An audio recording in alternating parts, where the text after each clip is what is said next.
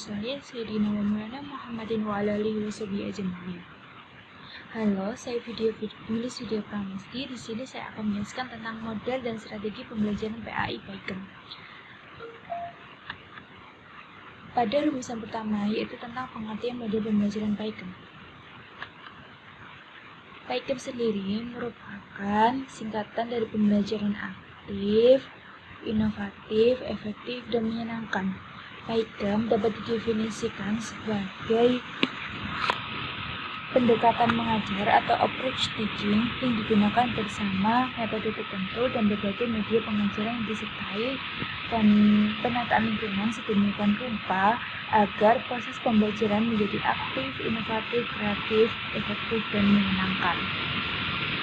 Aktif dimaksudkan bahwa dalam proses pembelajaran, guru-guru harus menciptakan suasana sedemikian rupa sehingga siswa aktif bertanya, mempertanyakan, dan mengungkapkan gagasannya. Di dalam Paikem sendiri terdapat ada lima, di mana ada pembelajaran aktif, inovatif, kreatif, dan menyenangkan. Pada yang pertama adalah pembelajaran aktif. Pada pembelajaran aktif artinya bahwa proses pembelajaran guru harus menciptakan suasana yang sedemikian rupa sehingga siswa dapat bertanya, mempertanyakan, mengemukakan gagasan, dan proses pembelajarannya itu bisa dikatakan sebagai aktif atau active learning apabila mengandung pertama, keterkaitan tugas, yang kedua adalah tanggung jawab, yang ketiga adalah tentang motivasi. Di sini, guru itu mendorong siswa untuk aktif mencari dan menemukan maupun memecahkan masalahnya sendiri. Sehingga anak itu bisa dikatakan aktif apabila dia itu sudah bisa atau menyelesaikan suatu permasalahan yang diberikan oleh guru tersebut di dalam materinya. Yang kedua adalah tentang pembelajaran inovatif. Artinya kemampuan guru dalam menggunakan dan memiliki metode, pendekatan, dan sumber belajar dalam proses pembelajaran. Misalnya, pertama, di satu sisi guru itu bisa bertindak sebagai inovatif. Dalam hal ini, itu bisa dikatakan sebagai menggunakan bahan atau materi baru yang dimanfaatkan sebagai martabat. Terus menerapkan berbagai pendekatan pembelajaran maupun gaya yang baru. Setelah itu, memodifikasi pendekatan pembelajaran konvensional menjadi pendekatan inovatif. Jadi, yang dulu menggunakan pendekatan konvensional, sekarang menggunakan pendekatan pembelajaran yang inovatif. Terus, ada di mana di sisi siswa itu juga bisa bersifat sebagai inovatif. Dalam arti pertama, siswa itu mengikuti pembelajaran inovatif dengan aturan yang sudah berlaku. Yang kedua adalah berupaya mencari bahan atau materi sendiri dari berbagai sumber relevan. Dan yang ketiga adalah menggunakan perangkat teknologi yang sudah disediakan dalam proses pembelajaran itu sendiri. Paikem yang ketiga yaitu adalah tentang pembelajaran kreatif. Di mana pembelajaran kreatif ini memiliki daya cipta dan memiliki kemampuan berkreasi dalam belajar. Peran aktif di sini, siswa dalam proses pembelajaran itu yang berarti akan menghasilkan generasi yang mampu akan menghasilkan kepentingannya maupun kepentingan orang lain. Jadi tidak hanya diri sendiri, tapi untuk orang lain juga. Nah, kreatif ini juga dimaksudkan agar guru dapat menciptakan suatu pembelajaran. Kreatif di sini itu yang dimaksudkan itu agar guru juga menciptakan pembelajaran yang beragam sehingga dapat memenuhi berbagai kemampuan atau berbagai kebutuhan dari siswa itu sendiri untuk meningkatkan suatu pembelajaran yang diinginkan. Nah, strategi yang digunakan yaitu pertama adalah memberikan kebebasan pada siswa untuk mengembangkan gagasan maupun pengetahuan yang baru yang dimiliki oleh dirinya sekarang. Yang kedua adalah bersikap respect atau menghargai diri ide siswa yang lain. Jadi anak itu juga dituntut untuk mempunyai sifat respect untuk temannya. Apabila temannya itu mempunyai gagasan, maka dia harus tenggang rasa seperti itu. Yang ketiga adalah penghargaan pada inisiatif maupun kesadaran diri siswa. Pada strategi mengajar yang digunakan oleh guru untuk meningkatkan kreativitas siswa itu yang pertama adalah memberikan kebebasan pada siswa untuk melakukan gagasan pengetahuan yang baru. Yang kedua adalah bersikap respect dan menghargai suatu ide maupun gagasan dari siswa yang lain. Yang ketiga adalah penghargaan pada inisiatif maupun kesadaran yang sudah ada dalam diri siswa itu sendiri.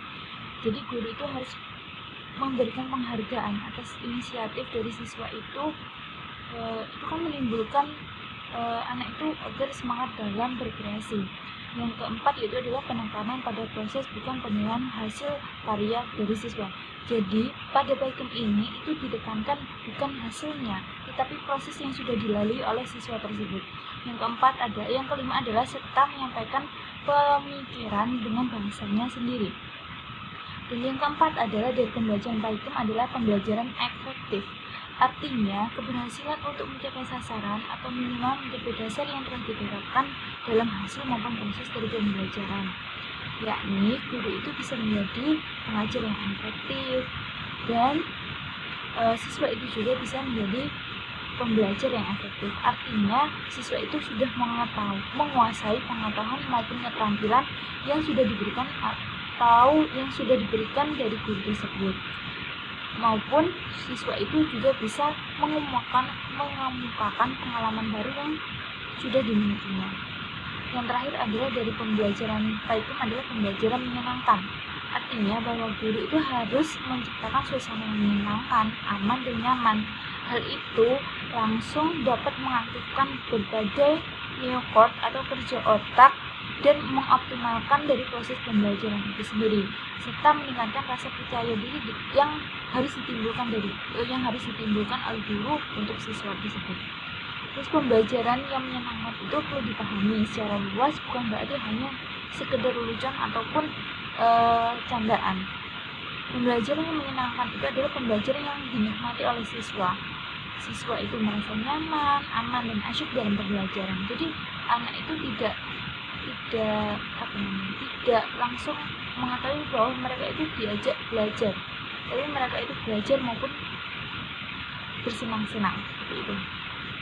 Terus perasaan yang mengasyikkan itu mengandung unsur dorongan keingintahuan yang disertai upaya mencari tahu sesuatu. Ciri-cirinya dari pembelajaran yang menyenangkan itu adalah adanya lingkungan yang rileks, menyenangkan, tidak membuat tegang, terus terjamin ketersediaan materi, terus terlibatnya semua panca indera maupun dari otak kanan maupun otak kiri. Terus adanya situasi belajar yang menantang bagi siswa untuk berpikir jauh ke depan dan mengeksplorasi materi yang sudah dipelajari. Adapun karakteristik dari pembelajaran baikem yang kedua adalah tentang rumusan masalah tersebut. Baikem sendiri adalah berasal dari konsep bahwa pembelajaran harus berpusat pada anak atau student center. Jadi anak itu dituntut untuk pada pembelajaran itu yang jadikan senternya adalah si anak tersebut, bukan dari guru. Guru hanya sebagai motivator maupun inovator. Dan pembelajaran yang harus bersifat menyenangkan atau learning is fun. Pada pembelajaran karakteristik pembelajaran baikem ini ada yang pertama adalah tentang interaksi, di mana baikem merupakan sebuah model pembelajaran kontekstual yang melibatkan paling sedikit empat prinsip utamanya, yaitu adalah tentang interaksi, komunikasi, refleksi, maupun eksplorasi. Nah, yang pertama itu adalah tentang interaksi. Di sini siswa itu berinteraksi secara aktif dengan guru, rekan sejawat ataupun multimedia ataupun referensi yang sudah diberikan ataupun lingkungan dari sekitarnya. Yang kedua adalah tentang komunikasi. Siswa itu mengkomunikasikan pengalaman belajar yang mereka dengar atau mereka sudah ketahui dari guru maupun dari rekan-rekannya, melalui dengan cara bercerita, berdialog, maupun simulasi role play.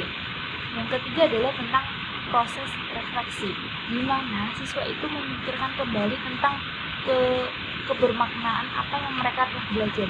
Jadi setelah mereka belajar itu mereka refleksikan, mereka renungkan seperti itu, dan apa yang mereka telah lakukan. Dan yang keempat adalah eksplorasi. Nah, di eksplorasi ini siswa itu mengalami langsung dengan melibatkan semua indera mereka melalui pengamatan, percobaan, penyelidikan ataupun wawancara, bisa dikatakan sebagai observasi.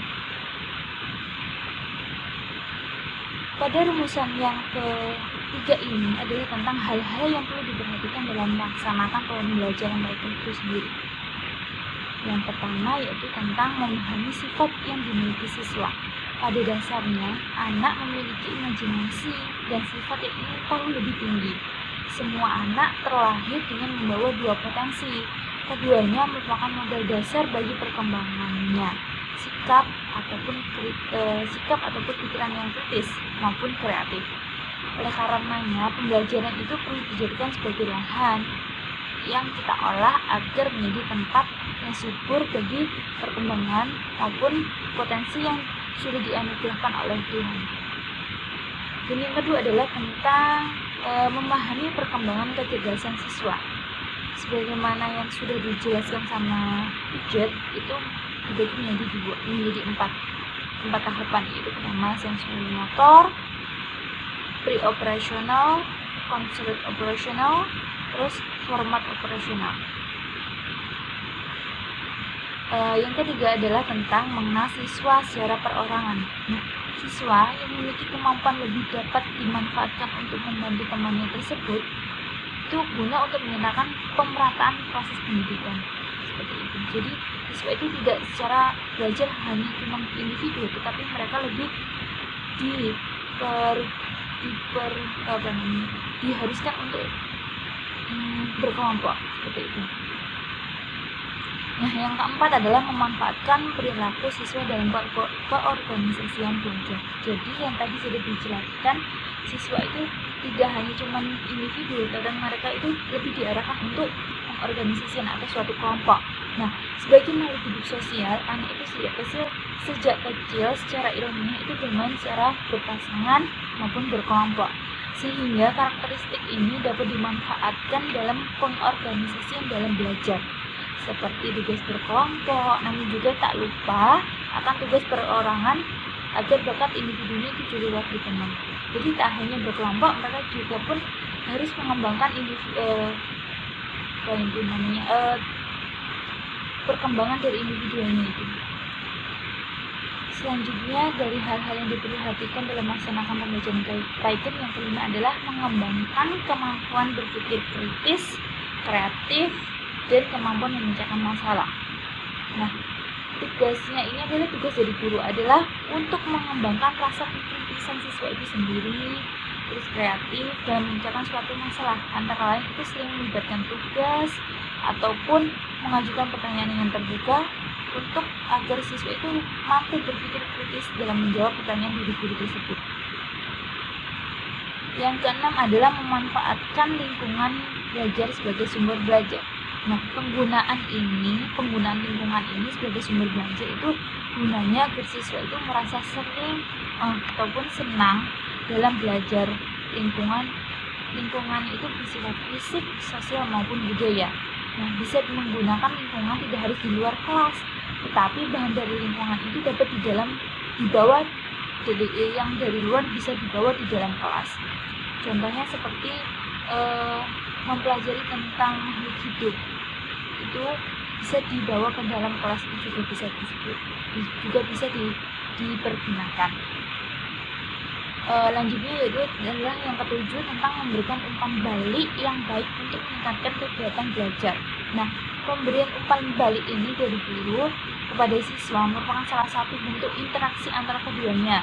Umpan balik yang diberikan oleh guru kepada siswa itu harusnya dilakukan secara santun, sehingga siswa itu juga bisa menangkap dari feedback yang diberikan oleh guru, dan juga bisa menimbulkan motivasi di dalam diri siswa tersebut. Pada rumusan yang keempat, selanjutnya adalah kita melihat tentang kelebihan ataupun kekurangan dari model pembelajaran Kaizen. Jadi setiap model pembelajaran itu akan ada kekurangan maupun kelebihan. Jadi harus disesuaikan pada lingkungan belajar itu sendiri. Nah, adanya kelebihan dari pembelajaran Kaizen sendiri di sini adalah yang pertama adalah pembelajaran itu lebih menarik ataupun kreatif. Jadi lebih menarik. lebih menarik minat siswa tersebut. Nah, yang kedua adalah pembelajaran itu adanya keaktifan peserta didik baik secara fisik, mental maupun emosional. Yang ketiga adalah adanya interaksi guru dan murid. Jadi tidak hanya guru yang menjelaskan, tetapi murid itu juga bisa menjelaskan atau menerangkan kepada guru tersebut. Yang keempat adalah pembelajaran lebih variatif, jadi tidak membosankan. Nah, di dalam kelebihan itu juga ada kekurangannya atau kelemahannya. Antara lain yaitu pertama adalah guru harus bekerja ekstra dalam menerapkan pembelajaran ini.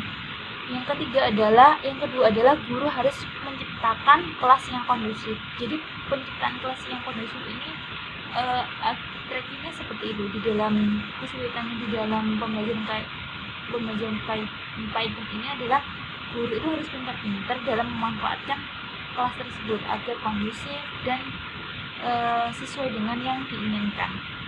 Sintaksnya sesuai dengan yang diinginkan. Yang ketiga adalah guru yang tidak memiliki daya kreatif yang tinggi tidak akan mampu melakukan metode pembelajaran Python. Karena pembelajaran Python itu adalah tujuannya itu pada dasarnya adalah pembelajaran yang inovatif, kreatif, dan menyenangkan. Jadi kalau guru itu hanya cuma stagnan, cuma menggunakan metode ceramah saja, itu tidak bisa menjadi pembelajaran Python. Jadi di sini adalah pembelajaran Python adalah gunanya itu guru itu harus lebih kreatif, inovatif, dan mengembangkan pembelajarannya itu sesuai dengan anak tersebut. Jadi anak itu juga bisa senang dan nyaman dalam belajar. Yang terakhir kita menjelaskan tentang penerapan dari model pembelajaran itu sendiri.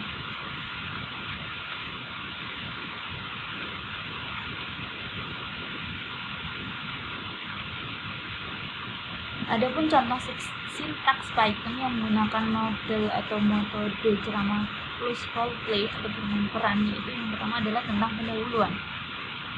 Di dalam tahap pendahuluan ini guru itu memotivasi dari kelompok-kelompok siswa itu, yakni kelompok pemain maupun kelompok penonton ataupun kelompok pengamat. Nah, kegiatannya itu adalah guru yang pertama mengetahui masalah-masalah itu, menawarkan masalah-masalah itu secara aktual kepada siswa.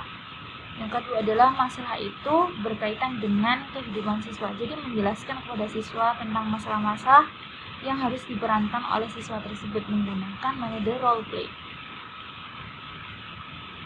Tahap kedua yaitu tentang pemilihan peran. Nah, di sini guru itu bersama siswa mendiskusikan atau menyepakati karakter yang akan diperankan oleh salah satu siswa yang akan dipilih. Terus menawarkan peran-peran itu kepada siswa yang layak. Jadi guru itu mendiskusikan, jadi tidak langsung mengambil itu, tapi mendiskusikan kepada muridnya memang siapa yang bisa ataupun layak sesuai dengan peran yang akan dimainkan oleh siswa tersebut. Jadi didiskusikan terlebih dahulu. Yang ketiga adalah tahap mempersiapkan pengamatan. Nah, dalam pengamatan ini itu adalah menilai tingkat kecerdasan peran, kecocokan peran yang dimainkan dengan masalah yang sesungguhnya. Yang kedua adalah meningkatkan tingkat keefektifan perilaku yang digunakan oleh pemeran. Yang selanjutnya adalah menilai tingkat penghayatan pemeran tersebut. Jadi dilihat siswa itu apakah bisa menerapkan peran yang sudah ditunjuk oleh guru tersebut, bisa atau tidak. Jadi dilihat. Maka dari itu guru itu hanya sebagai pengamat. Dalam hal ini tuh guru sebagai pengamat untuk melihat bagaimana apakah sudah sesuai dengan peran yang sudah dijelaskan ataupun tidak, seperti itu. Yang keempat adalah mempersiapkan tahapan peranan. Nah, di dalam mempersiapkan tahapan peranan ini, pertama itu harus menyusun adegannya. Sebelum menerapkan pemeranan tersebut itu harus menyusun adegan apa saja yang harus dilakukan dalam siswa tersebut. Dan yang kedua adalah menyiapkan tempat ataupun settingannya itu harus ditata terlebih dahulu. Contohnya itu dalam hal ini adalah menerapkan contohnya itu kayak drama kolosal seperti itu tentang Maigundang. Nah, itu bisa juga dijadikan sebagai metode atau model role play. Yang kelima adalah tahap pemeranan. Pada tahap pemeranan ini, aktor itu mulai memerankan perannya. Jadi siswa ini sudah memulai memerankan perannya masing-masing. Terus juga harus sesuai dengan waktu ataupun yang sudah sesuai, waktunya itu sudah sesuai. Jadi harus runtut itunya alurnya itu harus runtut. Yang keenam adalah tahap keenam adalah diskusi maupun mengevaluasi. Nah, di sini itu guru bersama aktor maupun pengamat itu melakukan tukar pikiran untuk menilai bagian yang belum diperankan oleh pemeran secara sempurna. Jadi di sini itu semua itu maupun guru ataupun siswa itu yang jadi sebagai aktor ataupun jadi pengamat itu diberikan diberikan waktu kepada guru itu menjelaskan atau mengoreksi manakah peran yang sudah sesuai atau manakah peran yang belum diperankan, jadi belum tuntas itu mana, jadi dievaluasi seperti itu. Dan yang ketujuh adalah pengulangan pemeranan. Nah, apabila ada peran yang tidak sempurna, maka dari itu harus ada pengulangan dari pemeranan tersebut sehingga menjadi drama ataupun pemeran ataupun itu cerita yang sesuai, cerita yang sempurna seperti itu.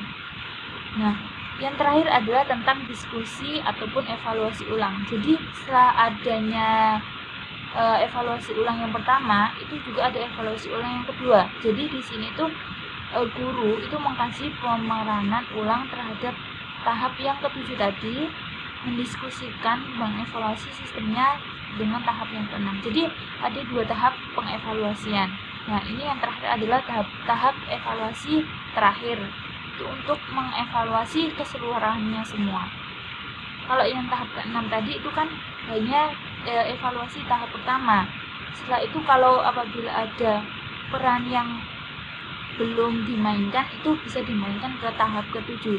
Nah, di dalam tahap ke-8 ini itu adalah evaluasi tahap terakhir, di mana semua itu harus sesuai dengan alurnya, jadi runtut semuanya. Demikian dari penjelasan ataupun materi yang sudah saya jelaskan tersebut tentang pembelajaran Python itu sendiri.